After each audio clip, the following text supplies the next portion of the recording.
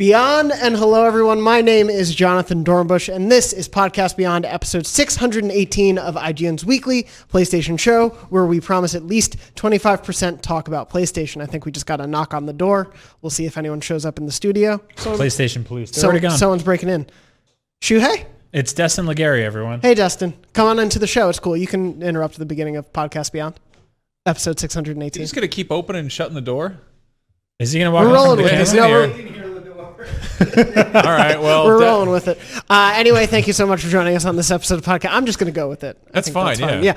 Of course, as I mentioned, I'm your host, Jonathon Dornbush. See you later, Destin. He was here for a cup. Yes. When do you record Fireteam Chat? I'm walking in on that one. Fridays. Of course, I'm also joined this week in addition to the ghost of Destin Legary by Max Scoville. Hey. And Brian Altano. Brap. You may be wondering, Lucy's not there again. Where could Lucy be? She's at a very important meeting, but she will be part of this episode later to talk about Jedi Fallen Order, which is now out. It's available. We've all played it. Brian, you've beaten it? Yes. Max, you have not beaten it? No. I have not beaten it, but Lucy did. I talked with her a little bit about her thoughts on the game, which we'll get to in a little bit.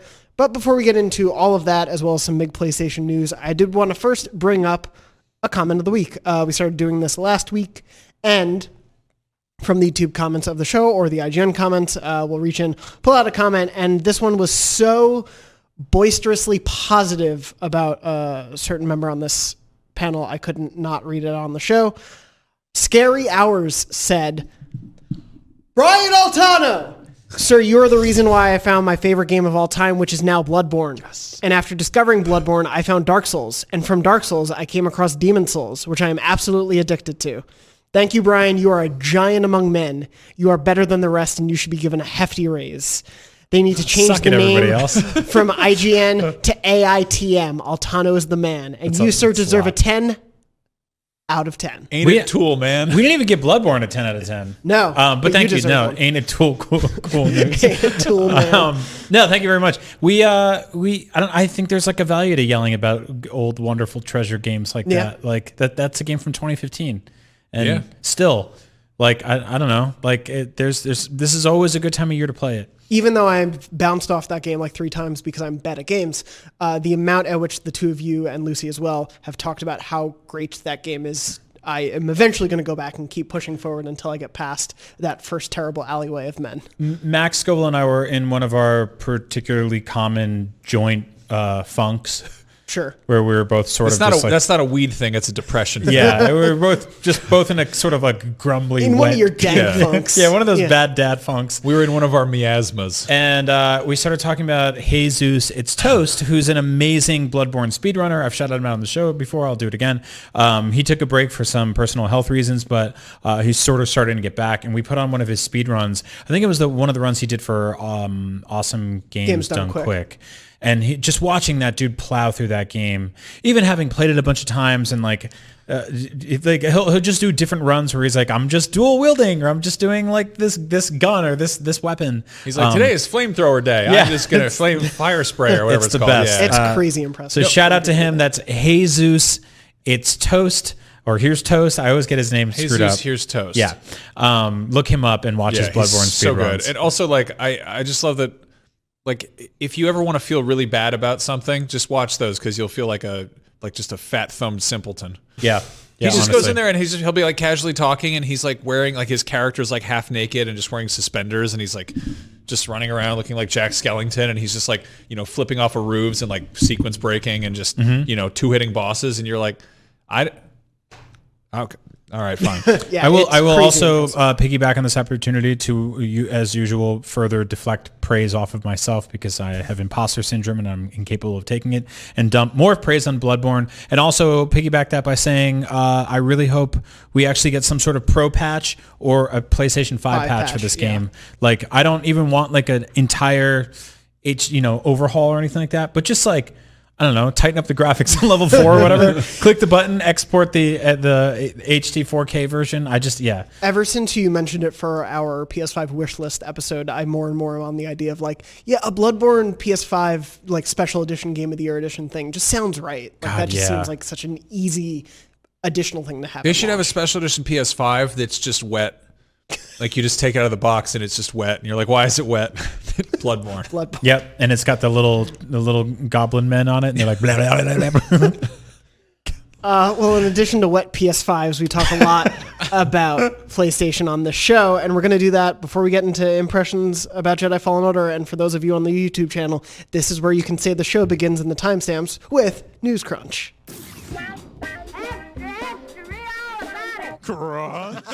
Thank you, Ronnie Barrier. By the way, you have a package in our mailroom. Yeah, Ronnie, please come pick that up. Come get your mail.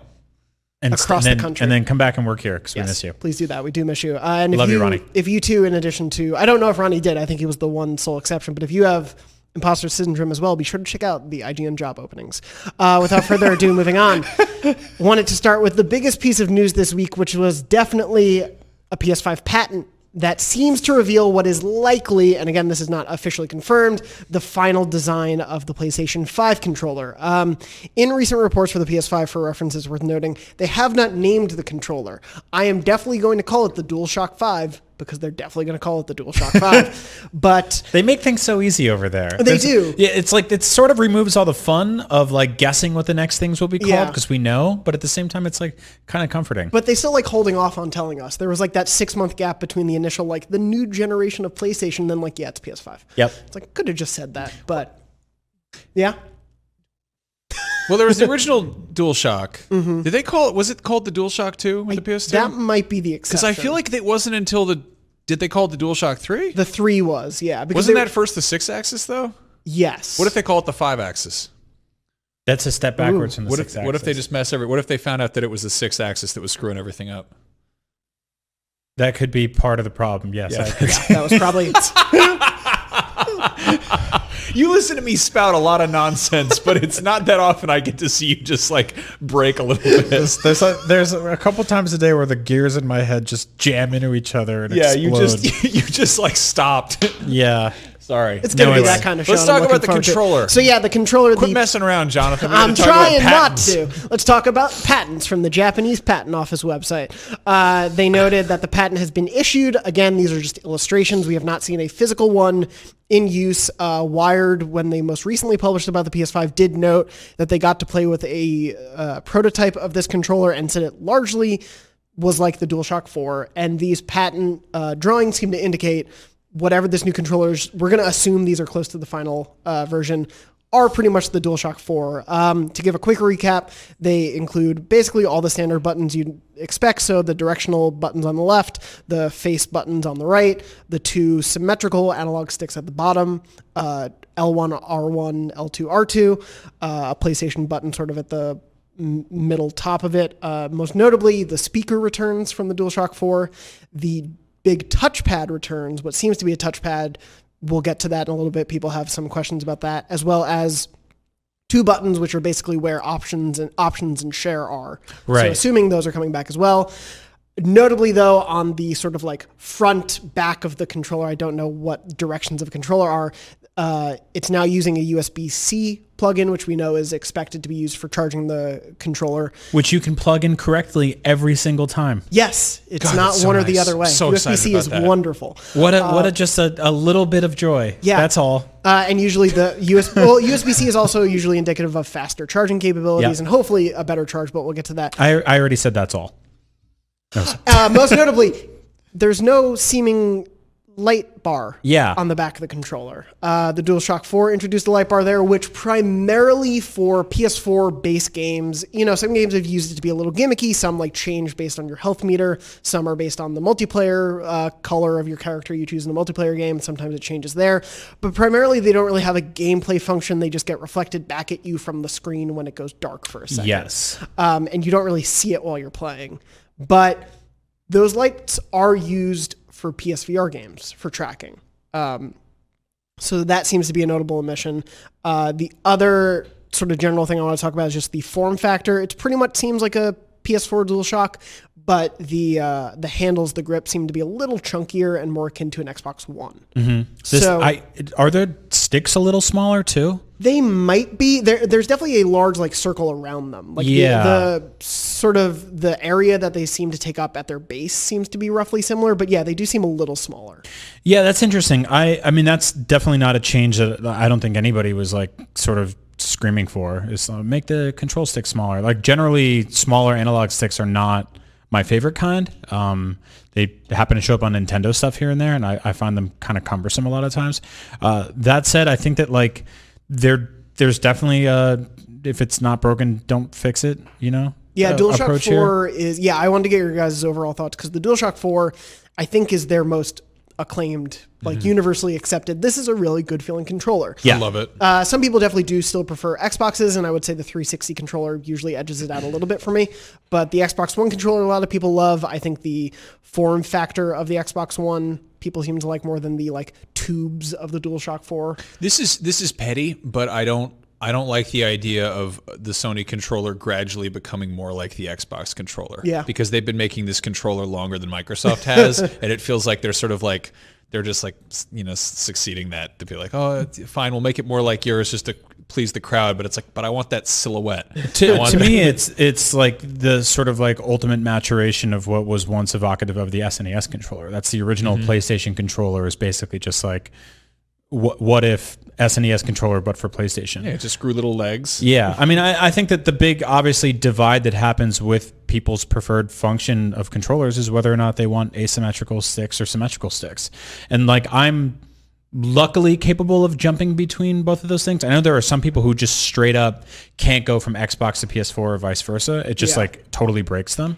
But for the most part, I've actually always preferred the symmetrical sticks.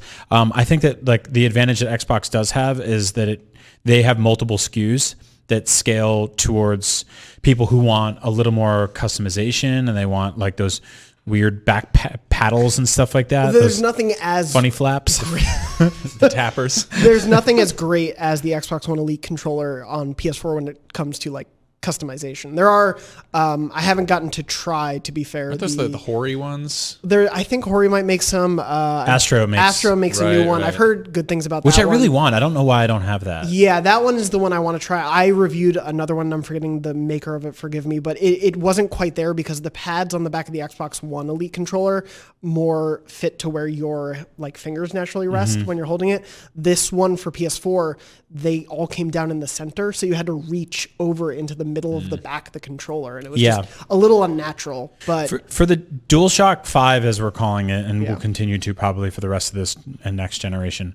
I find it odd that the touchpad is still there and it is still so prominent and doesn't seem, at least based on the stuff we've seen so far, to be different in any significant way. Like maybe it'll have multi-touch or something like that, but that's we've like joked on this show for years that has basically just been relegated to a giant button or it's an extra pause. Or like scrolling on the map, which even then, like your brain doesn't naturally always think to do that because you're already your thumb's already on the sticks. Yeah, John from the Podcast Beyond Facebook group actually asked, why do we still need a touchpad in 2020, aka the big pause button? Yeah, which it functionally has become. The win button. I have a theory. Yeah, I think that entire thing was made for Dreams, which isn't out yet. So it's going to be a PS5 game, and they need to have the touchpad for Dreams. I don't know why. I think it's very important. Okay. If you're using Dreams in early access, Dan Cool, tell us how much you use the touchpad. I feel like probably not that much. Probably.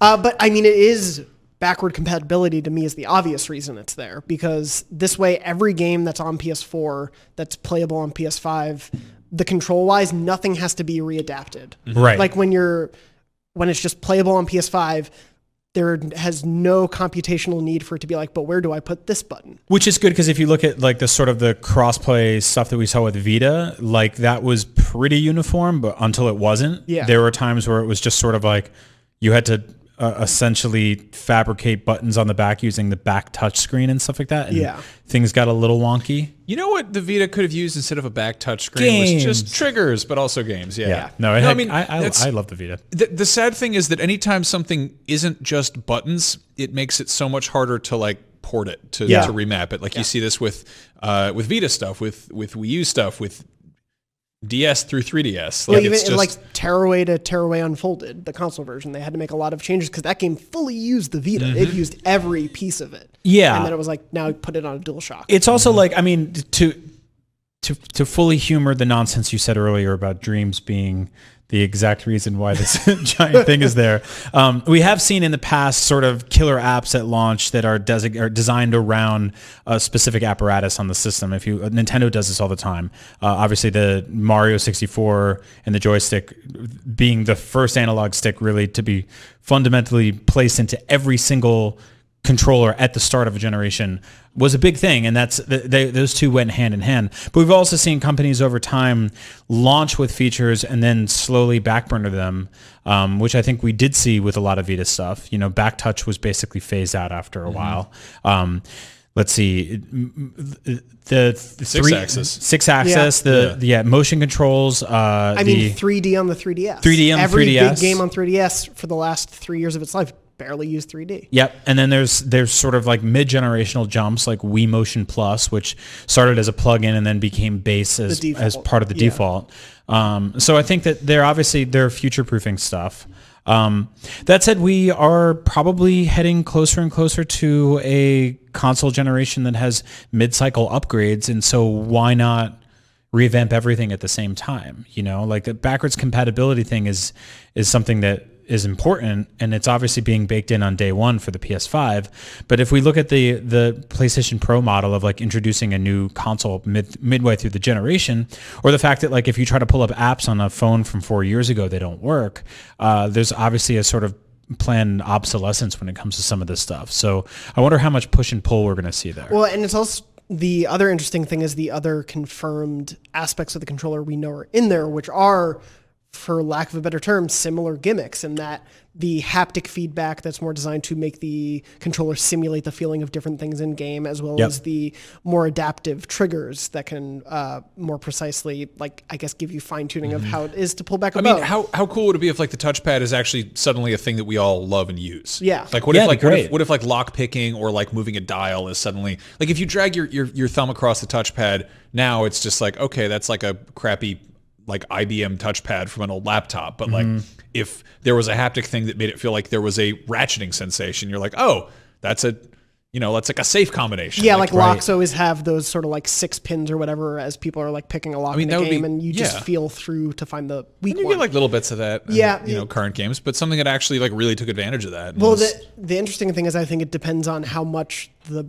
industry at large takes these things on. That's exactly usually these things die because they aren't used on a widespread level. And if Xbox has similar things in it, especially with the haptic feedback and triggers, which I think we've gotten some rumors and speculation, even some talk that they are leaning toward possibly including those things, it's much more likely that the industry as a whole will adapt those for what we use. Yeah, I mean, that's the issue though, right? It's like with third parties, there has to be parity. And if they don't feel like developing and taking a month or two to develop for these like specific systems on one platform, that being said, this could be the market leading platform, and that gives them some justification. For sure. You end up with like features that would either be ignored entirely on a hardware level or would only exist on one specific platform and could in fact also deter.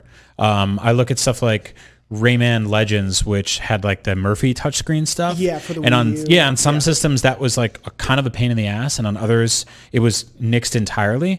Whereas something like Chinatown Wars, when it came to DS, had a bunch of like touchscreen stuff for like lock picking to steal cars and open trunks, and then they put it on PSP, and they were just like, just press A. Well, like flip side, like I don't know, you push the home button on an iPhone. That's not a button. That's a flat thing. Yeah, like I also totally well, I don't even have that button. Yeah. Oh, it's great. No, it's a wonderful, fun little gimmick. But you've got like facial recognition. That's a PlayStation 6 feature. Yeah, but like we don't. I think it's very easy to think haptics and think like, oh, it's going to be like a like a Wiimote, or a Joy-Con. Sorry.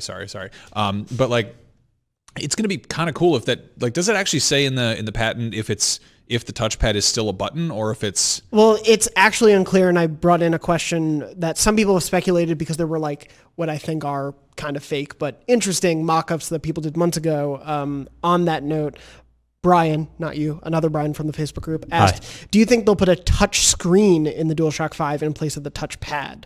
Would love to have a touchscreen at the ready for the chat, in-game map, etc. I know that would be a huge drain on the battery, but it's the next logical evolution of that design. Oh, like an actual screen, like a VMU. Like this little thing here for switching News Crunch and playing the Podcast Unlocked intro theme. Don't touch that. It's very expensive. I'm not going to touch it. You But I just mean, played the IGN it's kind of crazy. And you see this with like some gaming keyboards where like there will be like special dedicated buttons that are like, oh, this is your, this is your hot bar or whatever. Like that would be kind of amazing if we got that on a controller. It'd be really cool. My worry is battery. Battery. Yeah. And it would be a pain in the ass, but because the DualShock 4 already has the worst battery life. Mm-hmm. Yeah, you and I were talking about that in the office yesterday. Actually, I wonder why that is. You sort of theorized that maybe they just use the cheaper battery than the competitors. The Xbox controller uses double A's, and I remember right off the bat I was like, well, we're not going to do that. And I bought one of those like battery packs that charges, play and charge kit or whatever it's called. But other people swear by those things because when your battery dies in your controller, you don't have to replace the whole controller.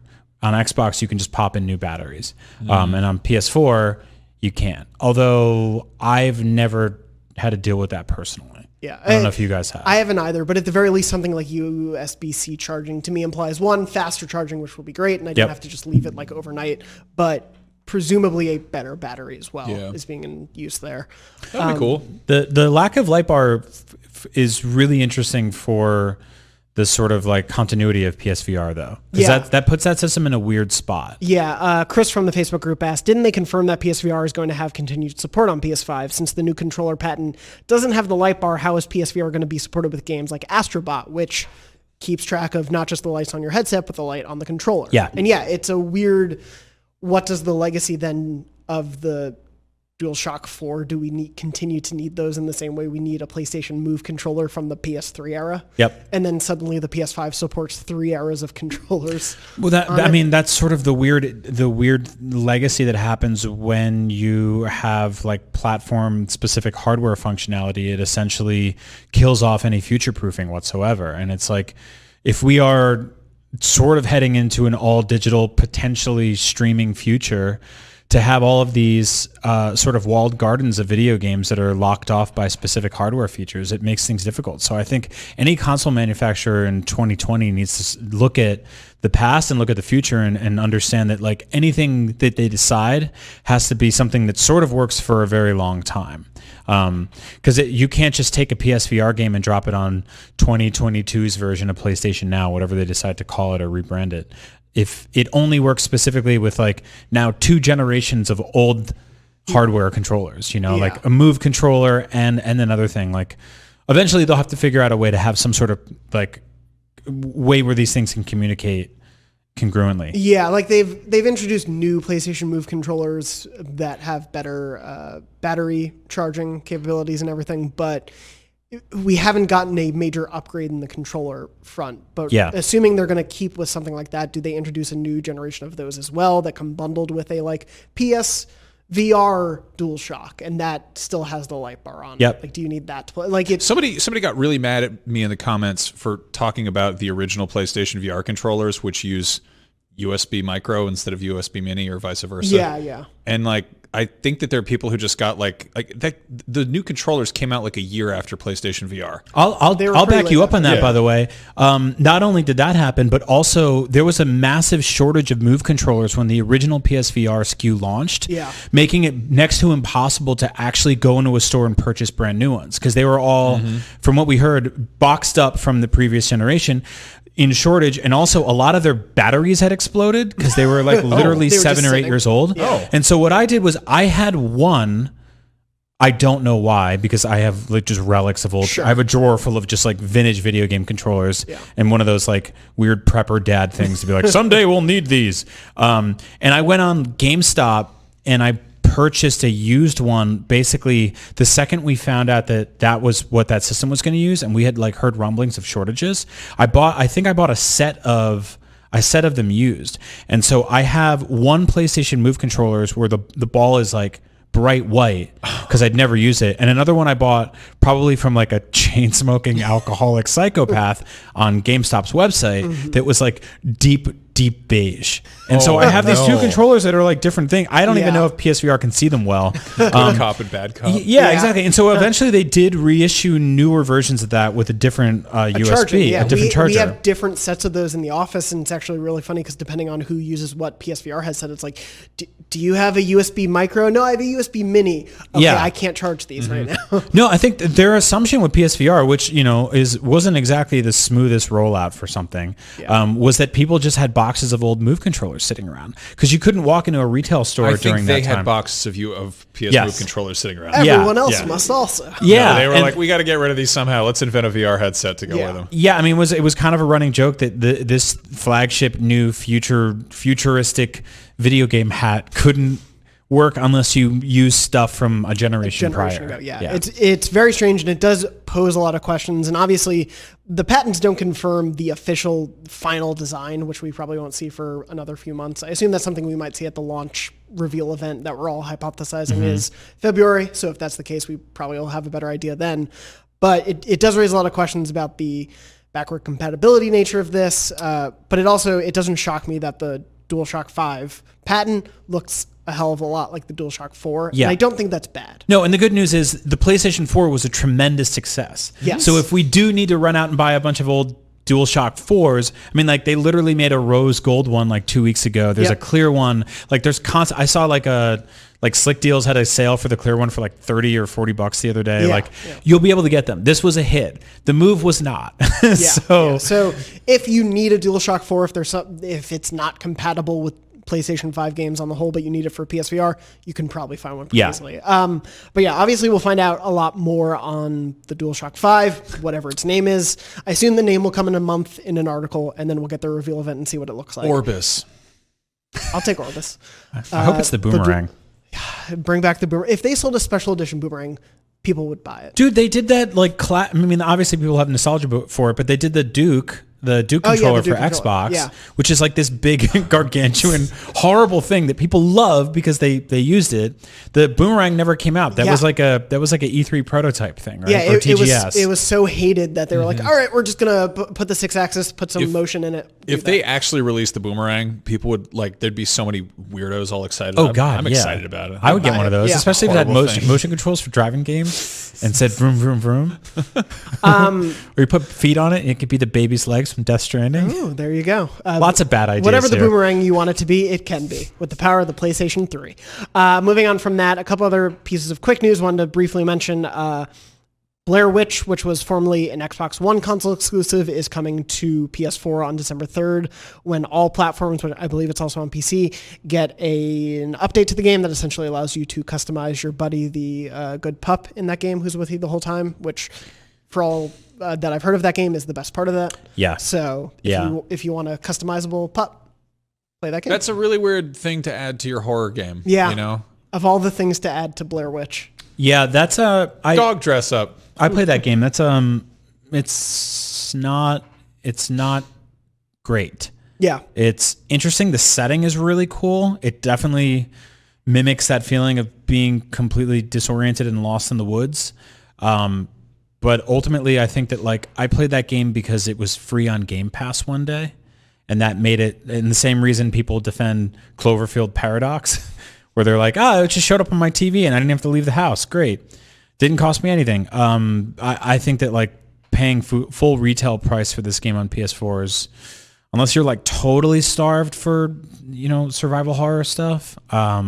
Maybe give it a pass until a sale. Yeah. Or until it's on PlayStation Plus in 6 months, maybe. Exactly. I'm glad it's coming, though, at least. It gives people options. More options for people to play. Another one, speaking of the Move controllers, PlayStation announced all their Black Friday deals. Obviously, we don't make any money off that, but I did want to mention one. If you're interested in getting a PSVR, there's a PSVR multi-game bundle for $200 US, $249 in Canada. This is...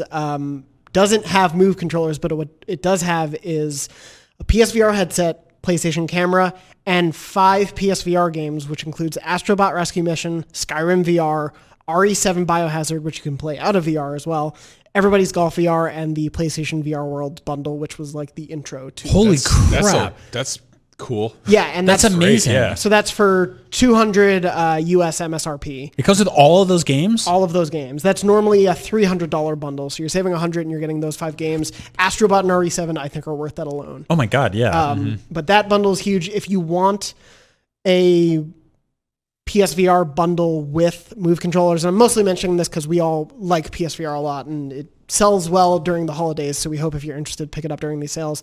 The PSVR Blood and Truth and Everybody's Golf bundle is $249, so actually $50 more, but you get PSVR headset, PlayStation camera, 2 PS Move controllers, and Blood and Truth and Everybody's Golf VR. The Move controllers on their own go for like $70 or $80, so that's where that price raise goes. But obviously, you get a bit knocked down, and Blood and Truth. Yeah, Blood and Truth kicks so much so ass. yeah. Yeah. Friendly reminder, that's like one of the best PlayStation games this year. Yeah, Like, yeah. hands No, down. I think that's.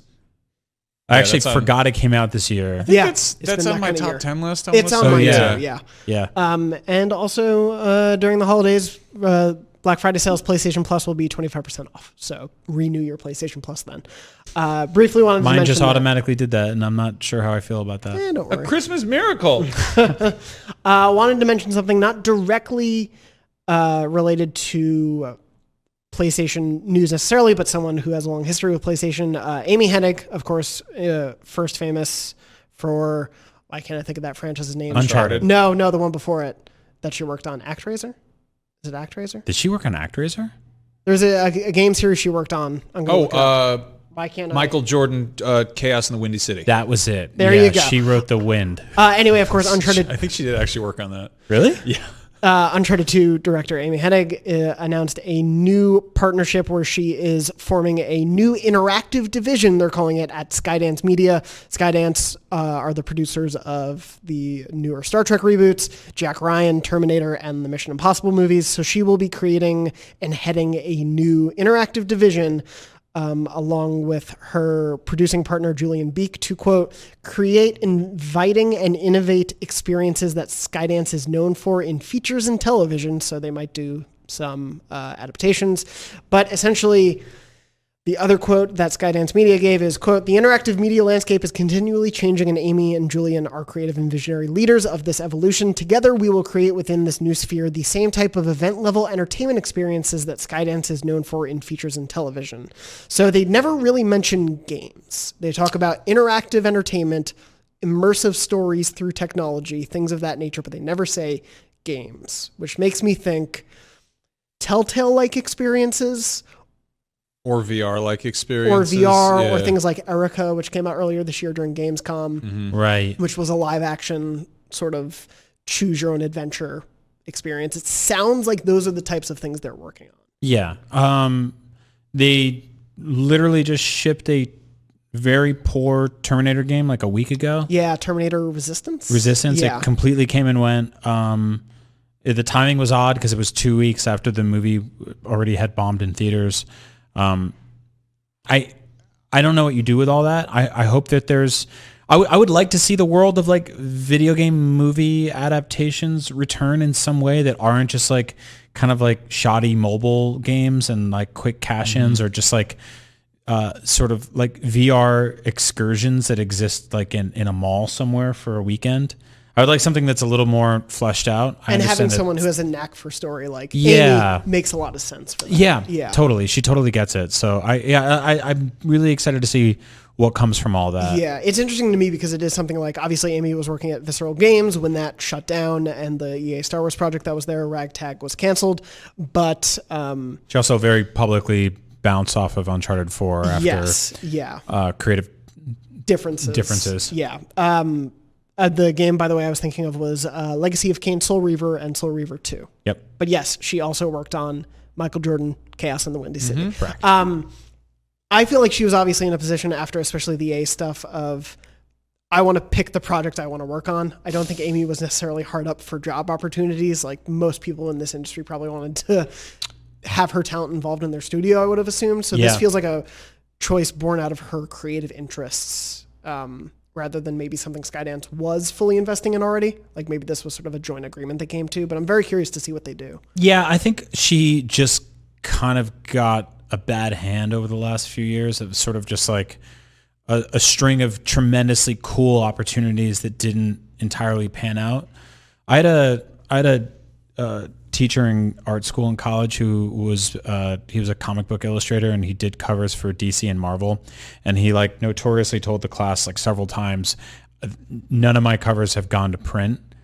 I always got kill fees, but I still got paid. And it was like this weird lesson to us to sort of be like, sometimes you'll work on something tremendously cool and it doesn't actually go into print, but as long as you still get paid, like you're still working, you're still busy, you're still honing your craft, that's really awesome. And it doesn't mean what you did was bad. Yeah, exactly. And it's like it's serendipitous that we did eventually get a third person action Star Wars game in the same week where Amy's like, I'm starting a new thing. It's like, okay, everybody's sort of found a home. Yeah, it'll be very interesting to see. Out. Obviously, I have loved her work in the past, so I'm excited to see what she does in the future. But yeah, it's very curious to see Skydance. Films can be amazing. The games related to those films, not always so. So yeah, it'll be interesting to see if she can make an awesome Mission Impossible Telltale style game, maybe. Briefly wanted to mention MPD came out in between shows, but October's best-selling game, number one, of course, Call of Duty Modern Warfare 2019. It actually then immediately became the top-selling game of the year. Number two was The Outer Worlds, multi-platform, though the developers are now Xbox exclusive owned, followed by Luigi's Mansion 3, Madden NFL 20, NBA 2K20, Ghost Recon Breakpoint, WWE 2K20, FIFA 20, Borderlands 3, Ring Fit Adventure. Obviously, we'll have to wait till November MPD comes out to see where Death Stranding fell, but that was launched at the very beginning of the month, which we don't have to see too much, actually. We usually see like big releases toward the end of a month now.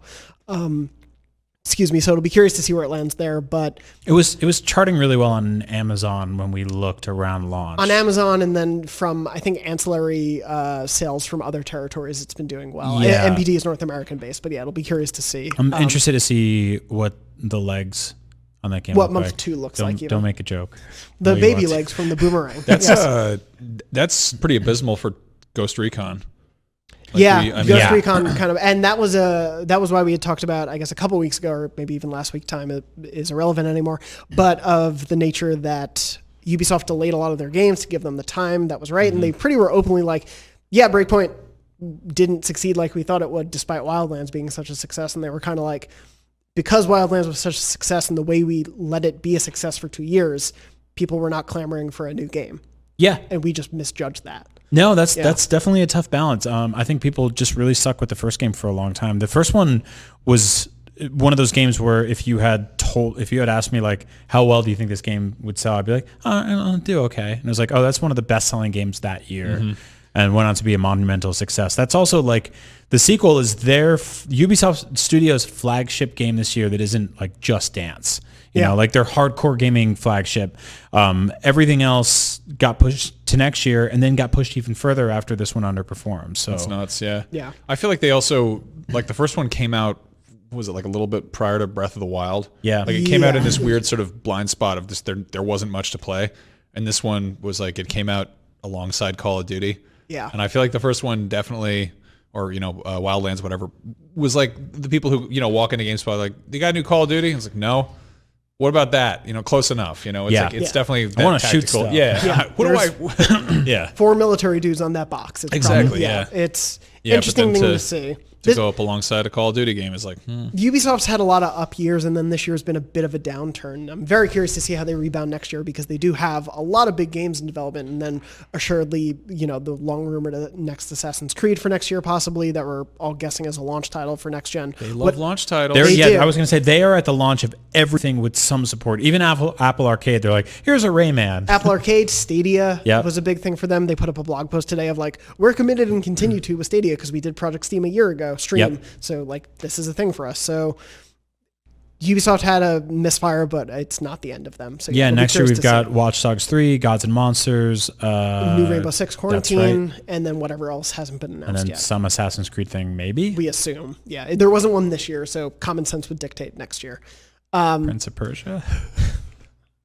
I loved that reboot sort of one from like 08. Me too. It wasn't perfect. But the one where you couldn't die? Yeah. But it was like gorgeous? Yeah, it was the art style. I love that.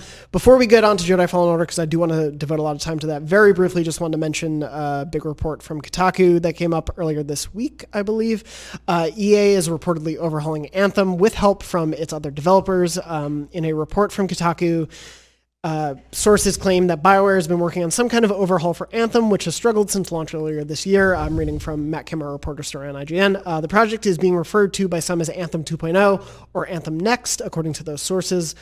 The report says concrete details on the overhaul are sparse, but the main takeaways are that EA and BioWare have not given up on Anthem and are instead working on content that will breathe new life into the game, similar to the Taken King expansion for Destiny. Kotaku sources say the developer are looking into completely overhauling core Anthem systems like loot, quests, and social elements. Some of the changes reportedly include making it so that players don't need to go back to Fort Tarsis after every mission, and, quote, what a mission technically is, one source told the outlet. Quote, that was always a weird disconnect. We're trying to integrate the disparate parts of the game together. This was... all these details are very sparse right now, and it's very unclear, I think, where the game is going to go from here, even within the studio, based on these reports. But IGN sources told us as well that although developers across BioWare's Edmonton, Alberta, Canada, and Austin, Texas studios are both working on the Anthem overhaul, anonymous sources tell IGN that non-BioWare teams are also chipping in. EA's wider art team that supports multiple EA titles like UFC and Plants vs. Zombies have done some environment art ostensibly to free up time for the core team to do more major things, our source said.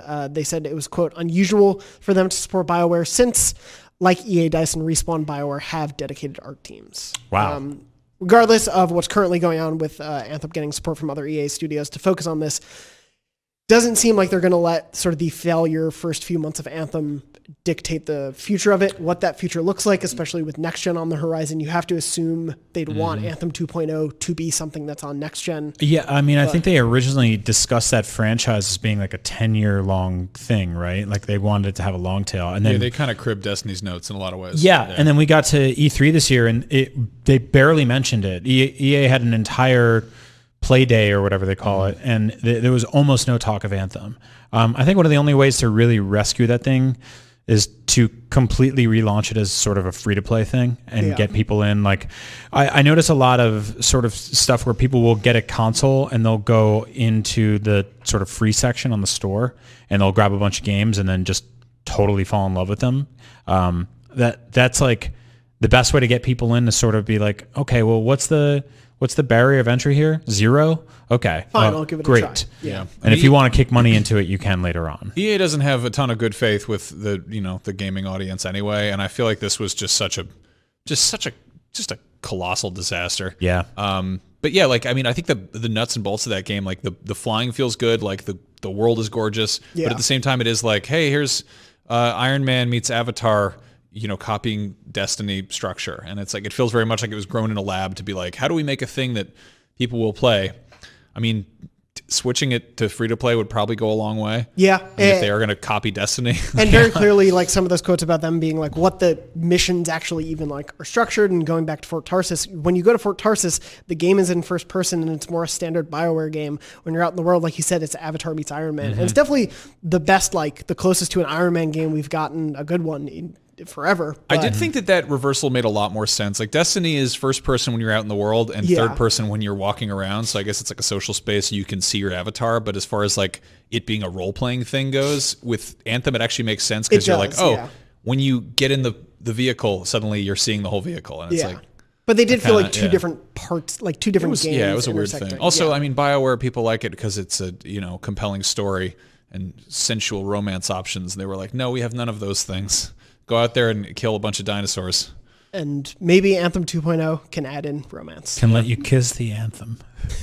I just want to kiss what is the anthem, Brian? I have no idea, actually. It's explained in lore. I don't remember that. Is it? It is. It's mentioned in there.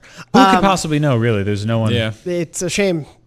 Check out Fireteam Chat. They might talk about Anthem in relation to Destiny. Yeah, maybe I'll barge into that episode. Yeah. Moving on from that, though. Actually, fun fact. Yes. You know what Destin Legary has sitting on his desk? What? A whole box of cherry tomatoes. He does. It's Really? a huge. It's really weird. Why? It's crazy. Actually, I buy Does cherry. he pop them? Like, I get groceries at Costco, and I'll get cherry tomatoes there, and they're in a pretty big container. His is about quadruple the size of the one that I get, even at that big box idiot store. So Yeah. I wonder where he goes to get those cherry tomatoes. I don't know. Maybe Down the Honey I Shrunk the Kids They should store. be refrigerated too. It's odd though. Destin, No, you if don't you're have to refrigerate listening, tomatoes. write into beyond@ign.com and tell us where you got those tomatoes. I'm going to repeat that because you don't have to refrigerate tomatoes. What? No. Yeah. Not even cherry tomatoes? No, cherry tomatoes actually go bad in the fridge. Not even at work? No, leave them out. Leave them on maybe at Dustin's our desk. Bring a head of lettuce too. Leave it on his chair.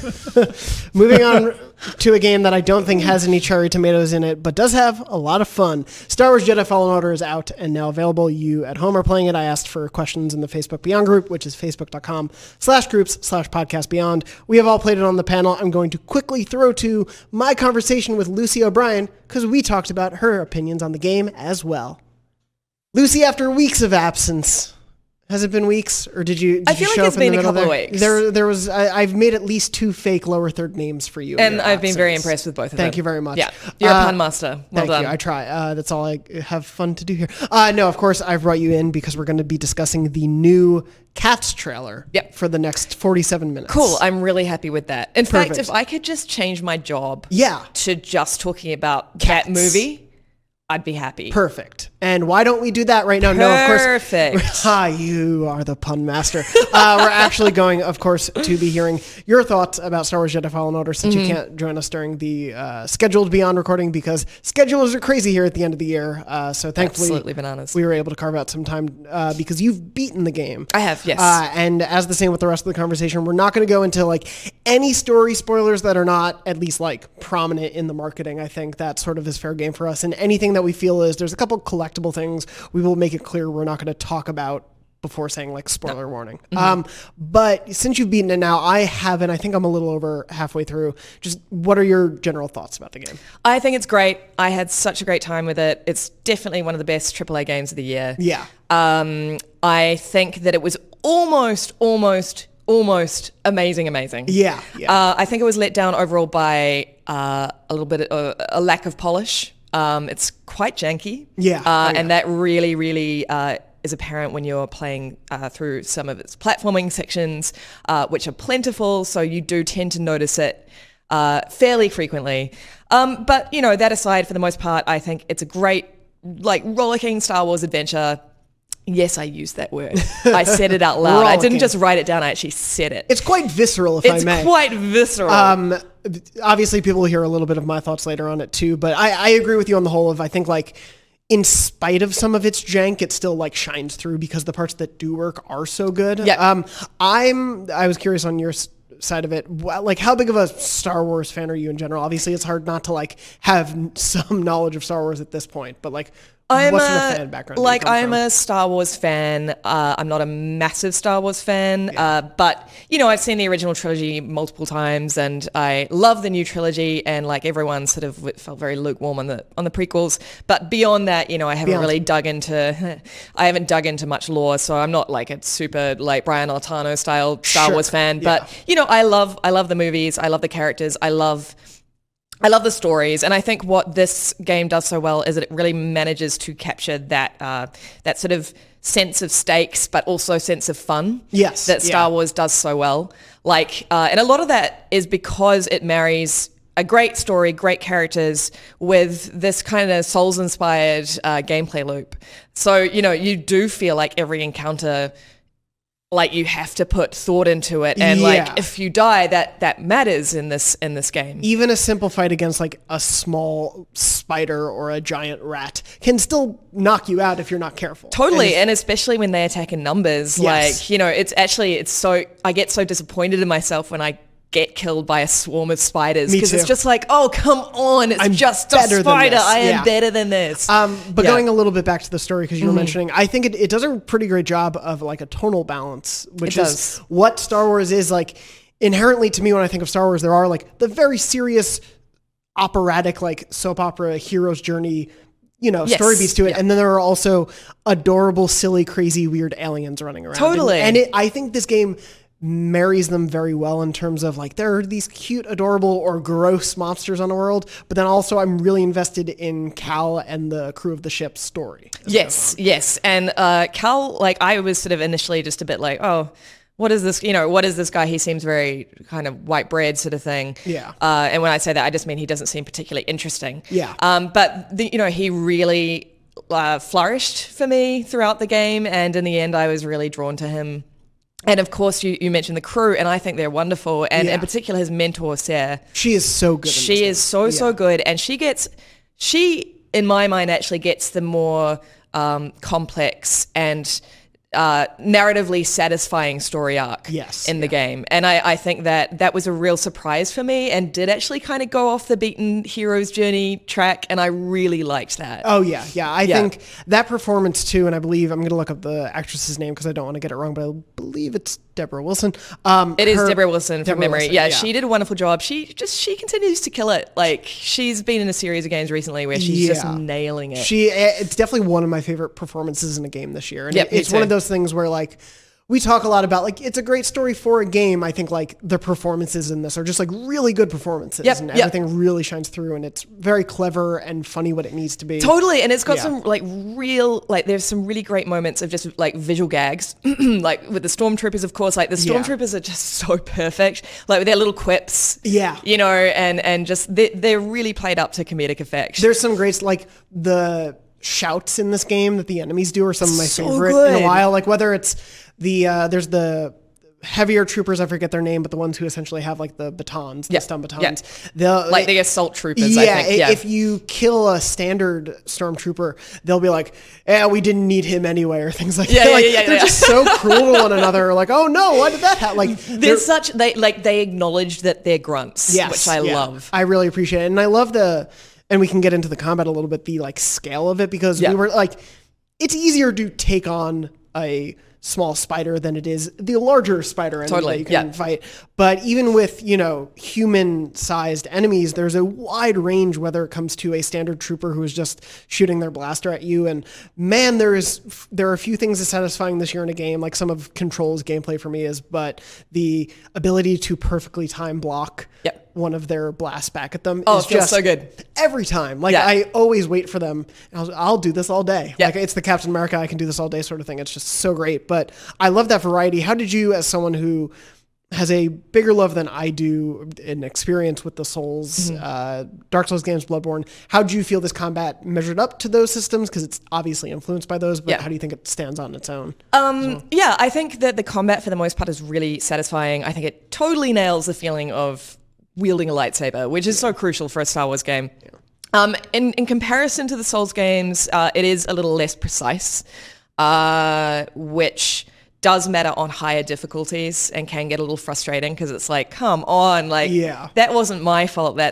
I feel like I'm fighting the game here, which can be a problem considering, the Souls games are all about precision. But for the most part, I think it actually does a pretty good job of more or less replicating that kind of a combat system.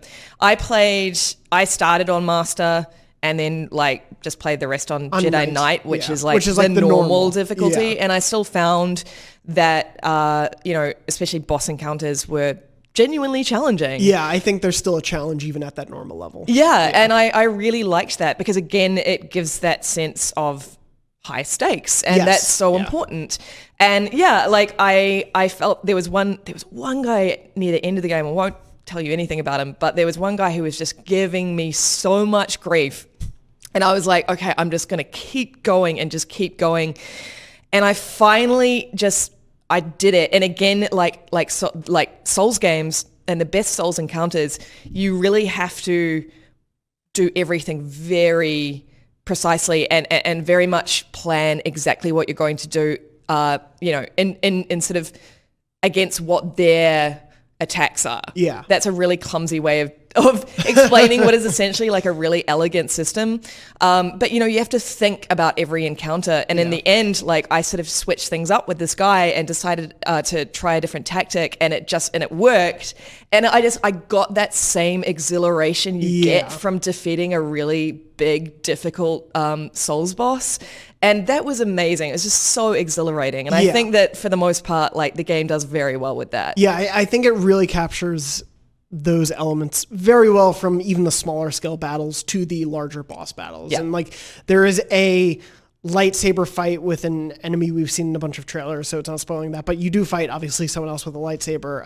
And the first time you do is more of one of those like fake out battles, but then there's another one where you're fighting for a longer period of time, and the like the strength and power that it felt like the lightsaber had on both sides of it. And it was like, oh, I need to match up to this person. Like I have to punch up. There's a smart, really like the variety to the enemies. It feels like you have to adapt. Yep. To them. And on that note, for people who are listening and like have just started playing, take the time to explore, because you can upgrade your force that way. And honestly, I didn't really upgrade my force. And it's like my force meter, even near the end of the game, was really slight. And so, that I kind of crippled myself in that way. So yeah, it's definitely worth seeking out those chests and getting those upgrades. It can make or break fights for me. And Definitely. Especially on, I'm playing on Master for the most part. I've knocked it down once or twice, but playing mostly on Master. And it's like, if I don't have my force powers, I will wait out a battle or just die so I can go back. And it's just like that feel,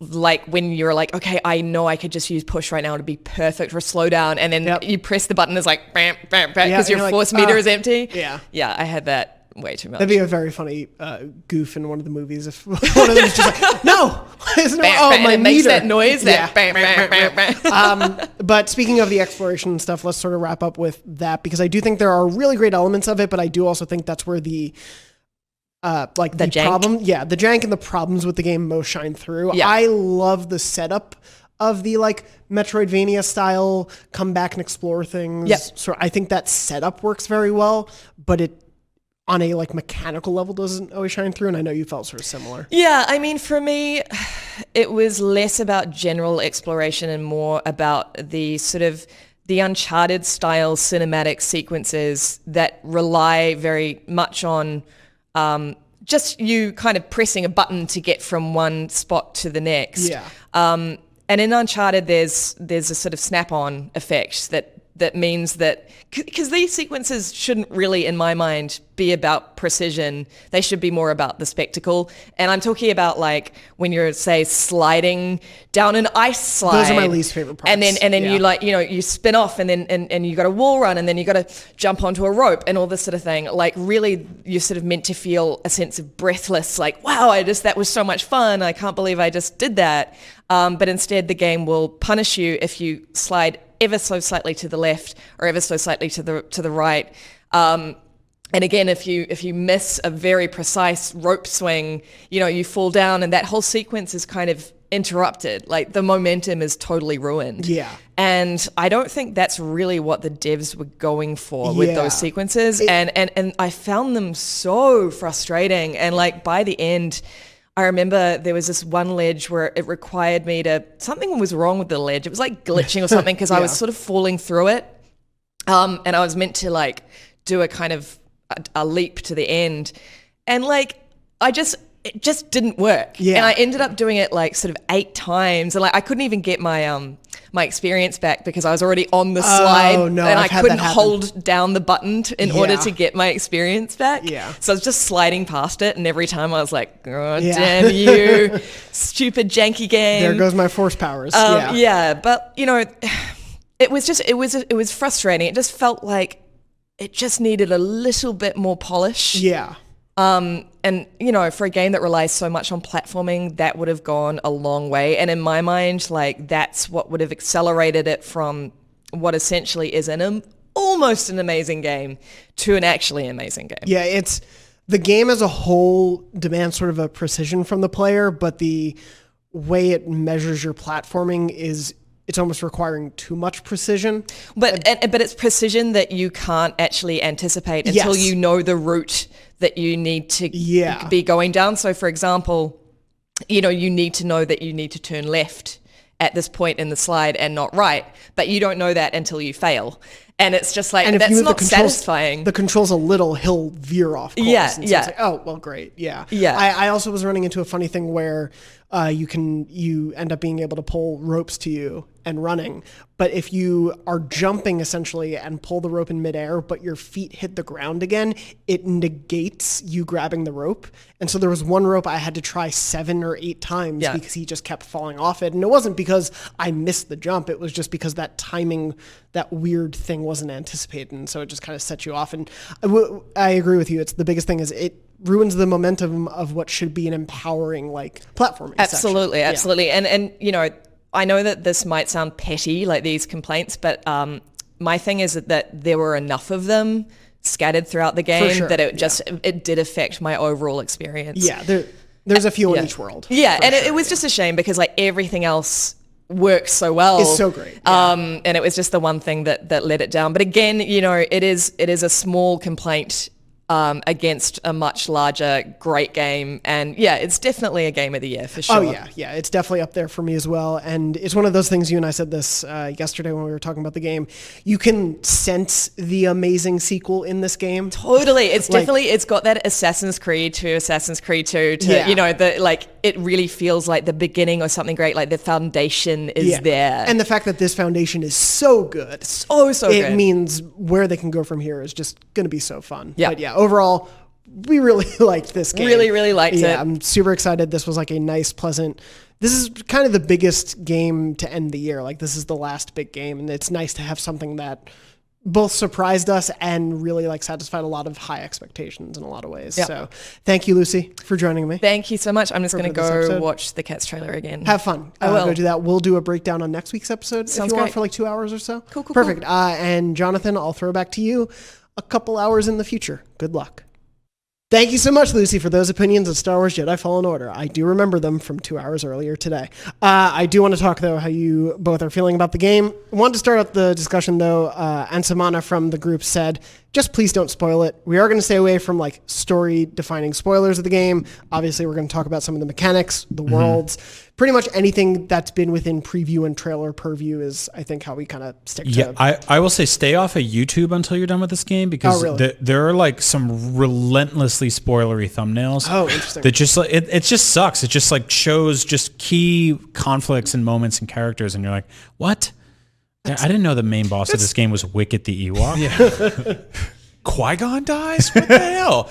No, I become Baby Yoda in the first 20 minutes. Spoilers are kind of like subjective, but honestly, just seeing certain images, if you have enough gears turning, that can totally ruin everything. Yeah. And just be like, oh, I know exactly what that means, and now it's ruined for me. And that's a pain. It's been a bad time for that with Star Wars these days. But I do want to say, if you're playing the game, it's not an easy game. And if you are playing, check out the IGN wiki. Our team is putting an amazing amount of work into that wiki to answer all your questions and to help you through some of the labyrinthine levels that you'll come across. Yep. But to start off the discussion here, how do you both feel about this game? Brian, you finished it. Matt, you played quite a bit. It's actually really cool. I talked about the preview event I went to on this show, and I got to play 3 hours of it.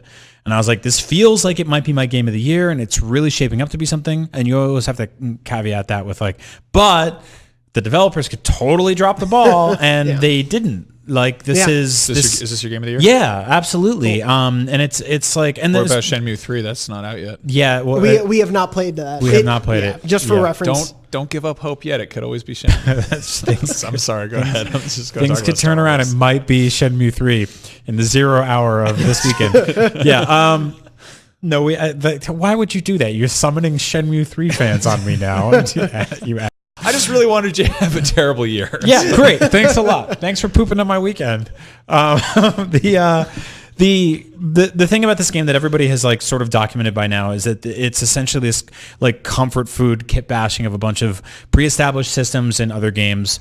Video games are an iterative medium, but at the same time they're also revolutionary and cutthroat, groundbreaking, and sometimes I don't think they necessarily need to be. Like, I think being ambitious and, reinventing the wheel and creating these brand new systems is awesome, and it's important, and it's necessary, and it needs to keep happening to further the future of this medium.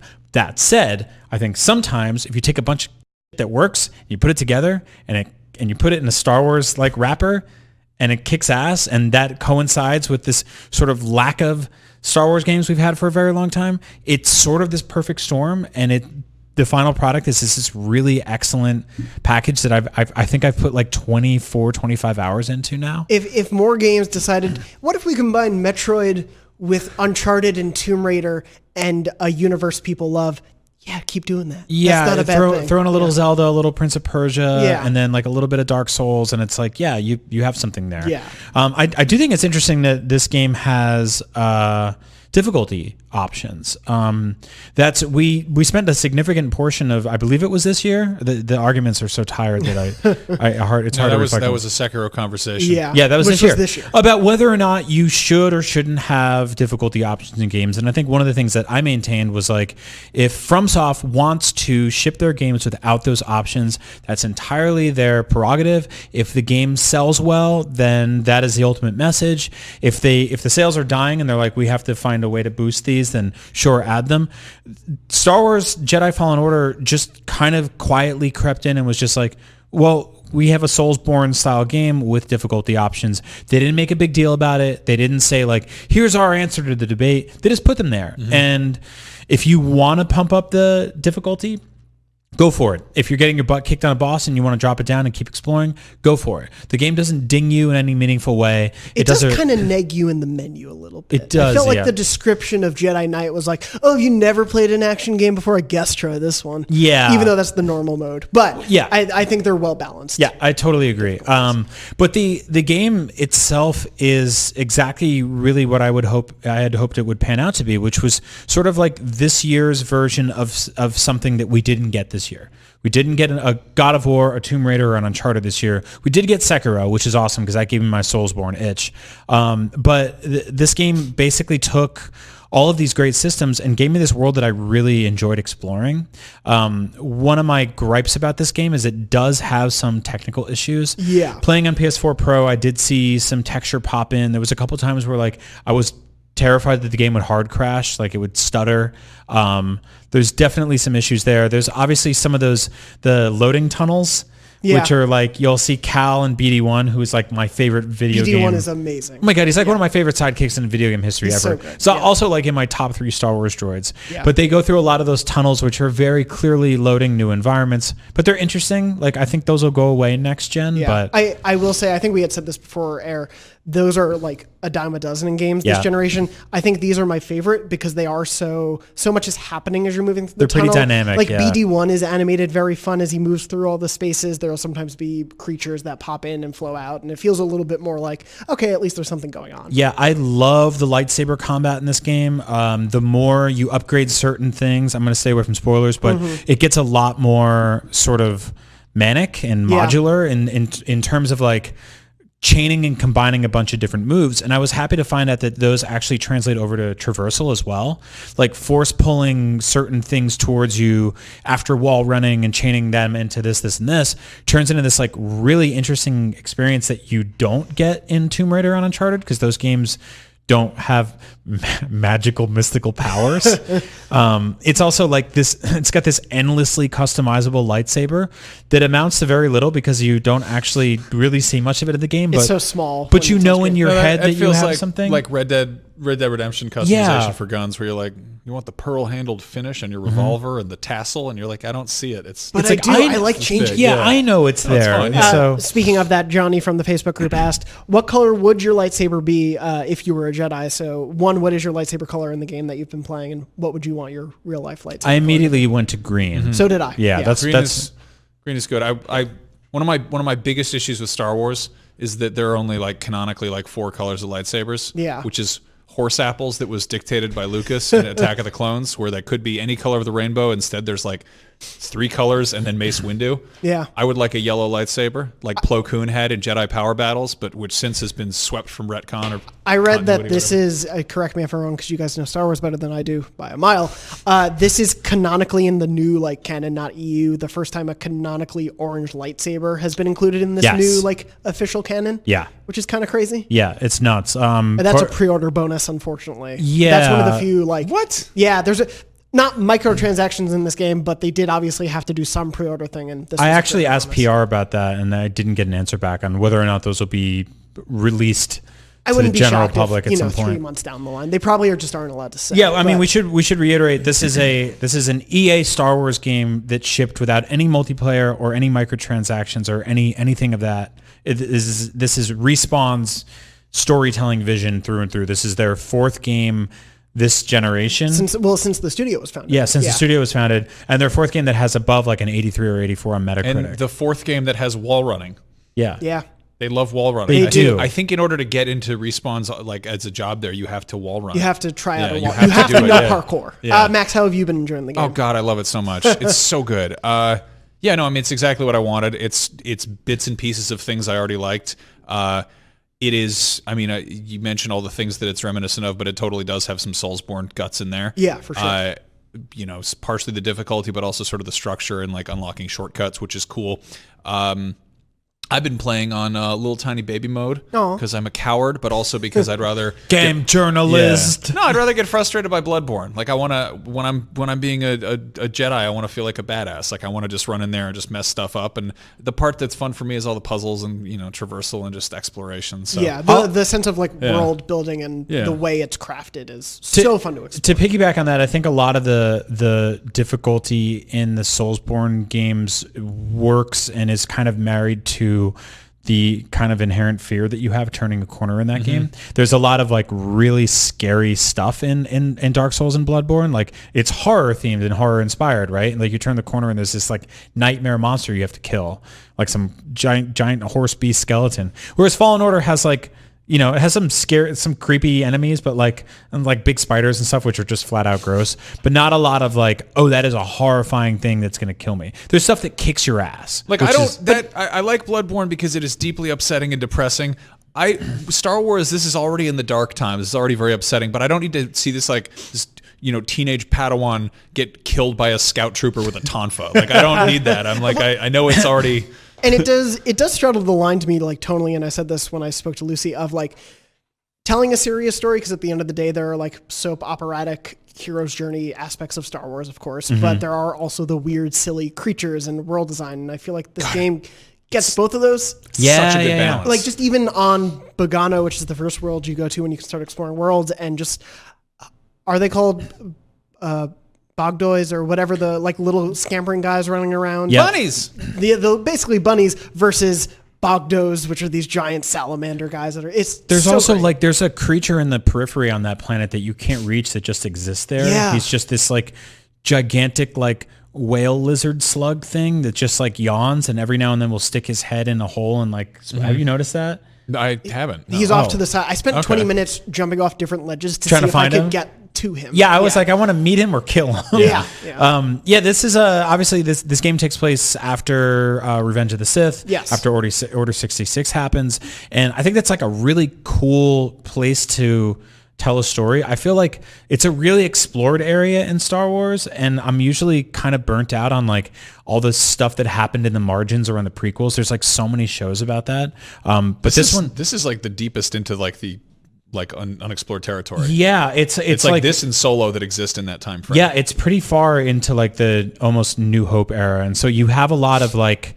It's actually a really smart way to sort of bridge generations, because the prequels kids will find a lot of stuff in this game that they'll really dig, and then people that grew up watching like A New Hope and stuff like that, this is right on the edge of that, and so you'll see like probe droids and you'll see other stuff that's like recognizable from that era. It's also like a really interesting fusion visually, because one of the issues with the prequels is that was a lot of developing CGI technology, and it was kind of like you'd see a lot of stuff happening where you're like, this is a work in progress. We're still not quite there yet, and the original trilogy is all practical effects. We're at a point with video games where it's almost photorealism, but everything is still CGI. So we've got like hyper realistic, this is I would say visually like a step down from what we're used to with like the Battlefront games. Yep. But it works because of it. Yeah. Like it's kind of like the characters all have like a little bit of a video gamey look to them. Yeah. There's definitely a little like rough around the edges technology stuff, which Lucy and I got into a bit, so I don't want to dwell too much on that. But yeah, there's definitely a level of like, but they're working in Unreal versus working in Frostbite, which are very different. It hides the seams really well, and it also like what I adore is like how it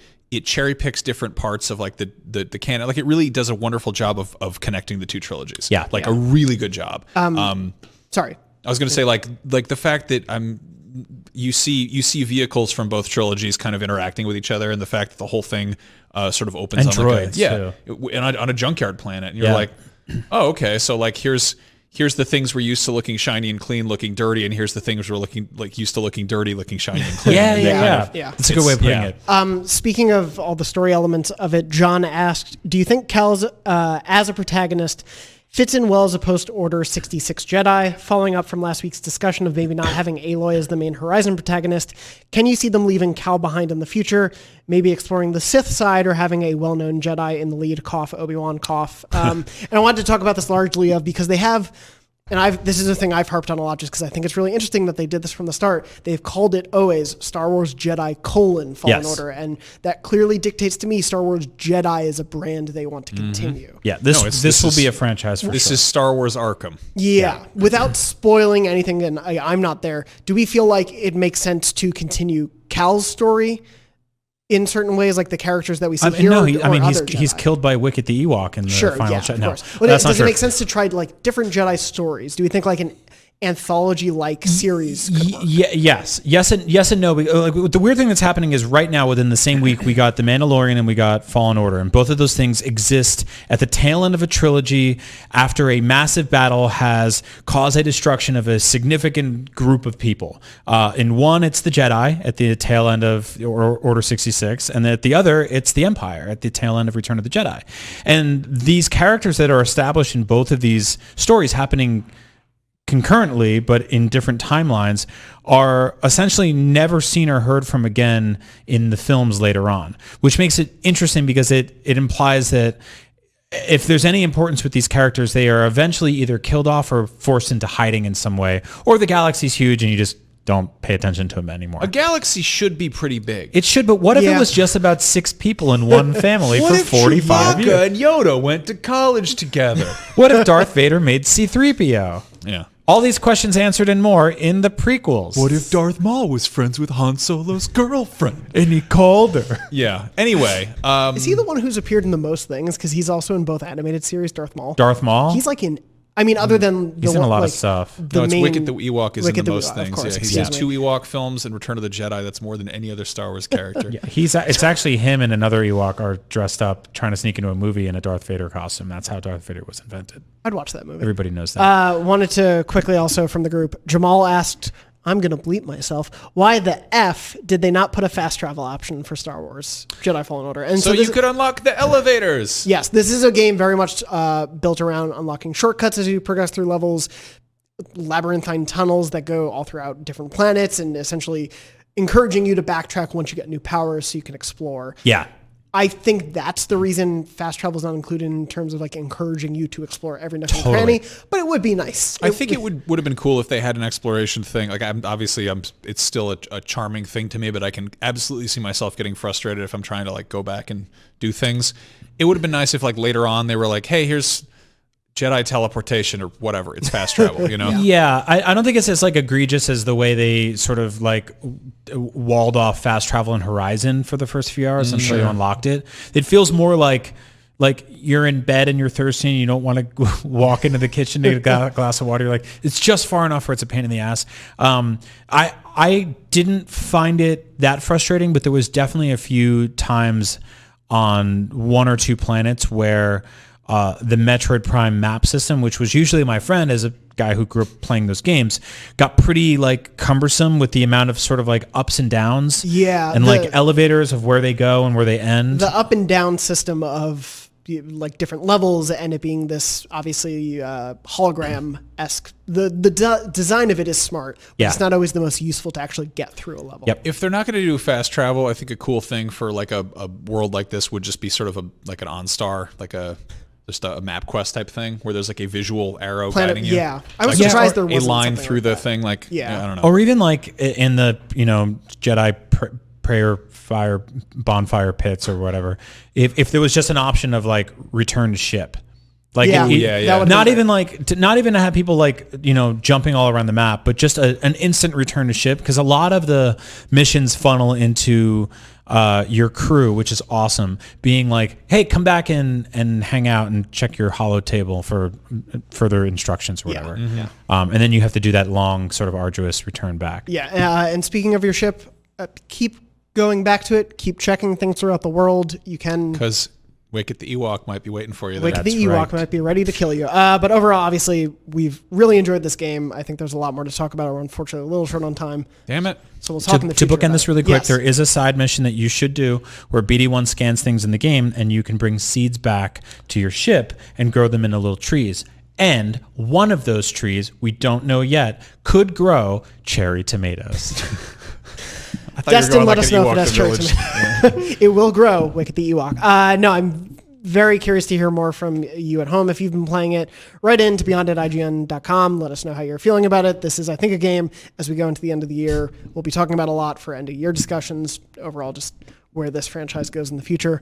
It's a pretty good game. You should play it. Yeah, like a Star War. I like a good Star War. Star War. Before we quickly wrap up, just a couple more segments, and one of those is memory card.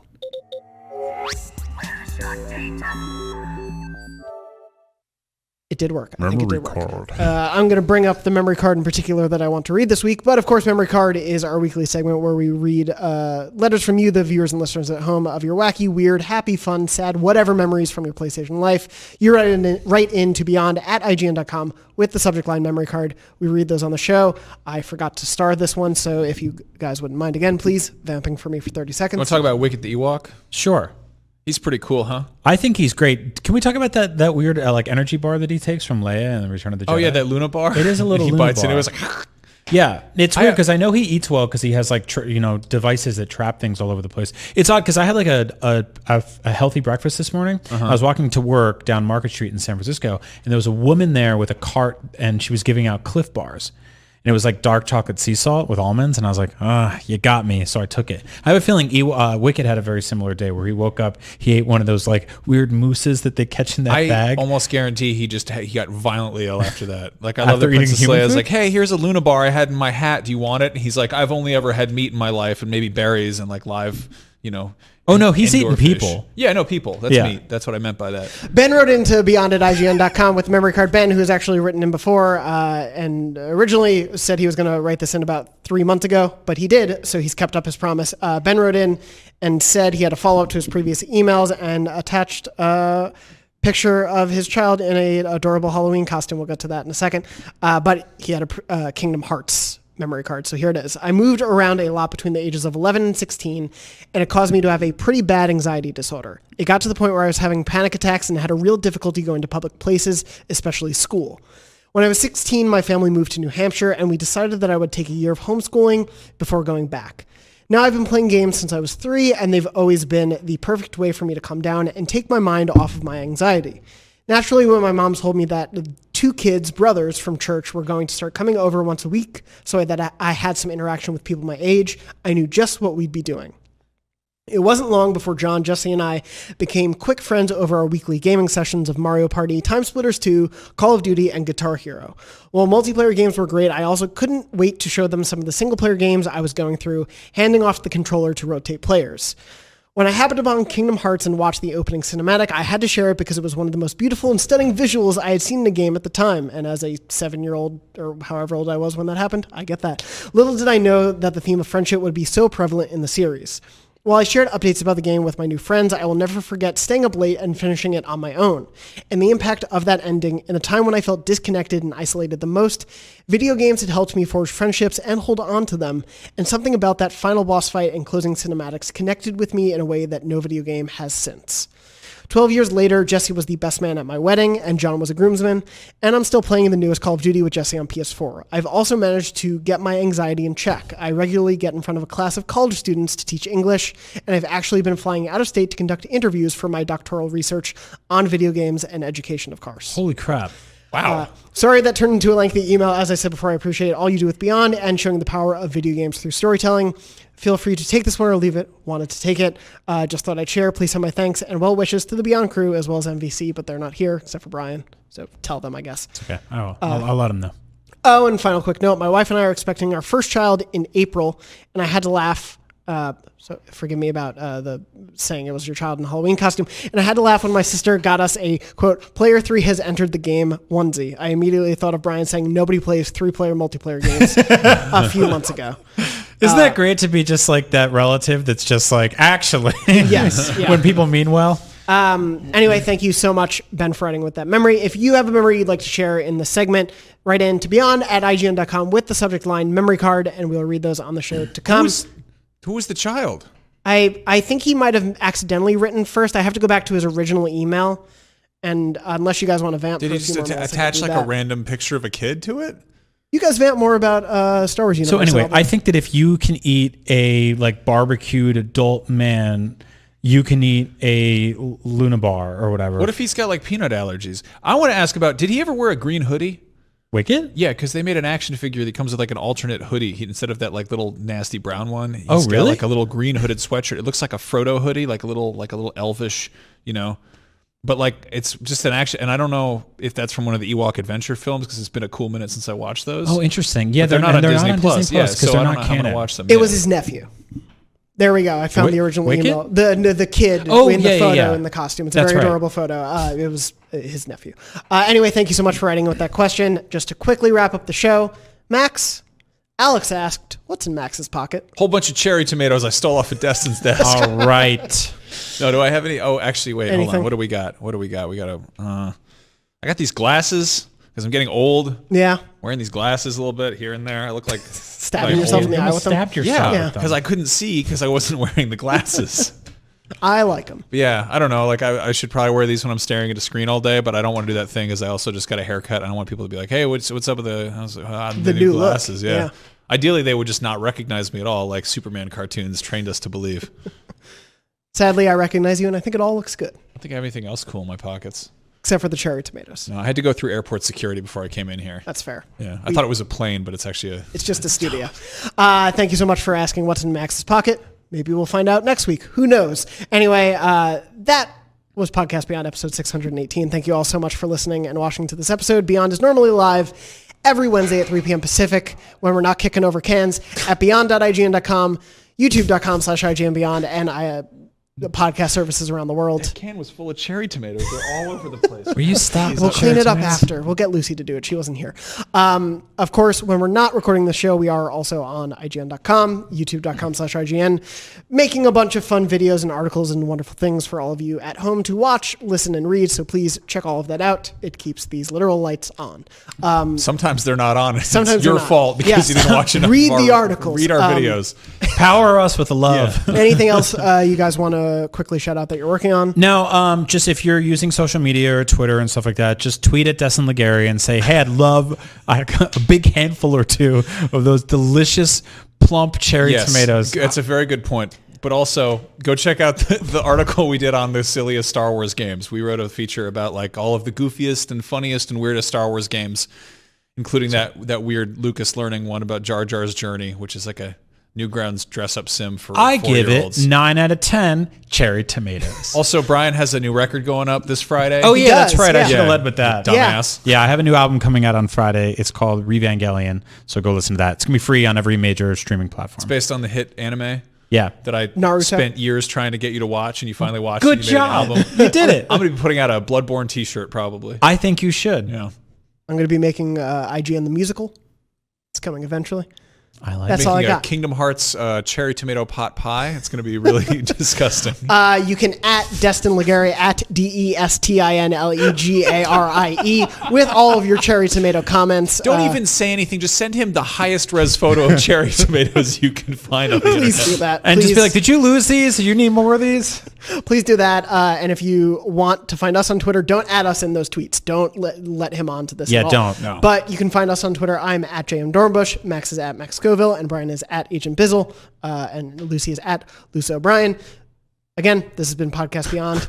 Thank you so much for listening and watching and putting up with all these cherry tomatoes. And as always, Beyond. Beyond.